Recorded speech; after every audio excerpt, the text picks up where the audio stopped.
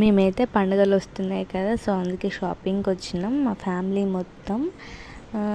షాపింగ్కి ఎందుకు అని అనుకుంటున్నారా? ఇప్పుడు రాబోయే ఫెస్టివల్కి ఏ ఫెస్టివల్కి మేము షాపింగ్ చేసామో తెలియనంటే వచ్చే వ్లాగ్లో చూడండి. ఇక్కడ మా మరదలు శారీస్ సెలెక్ట్ చేసుకుంటుంది.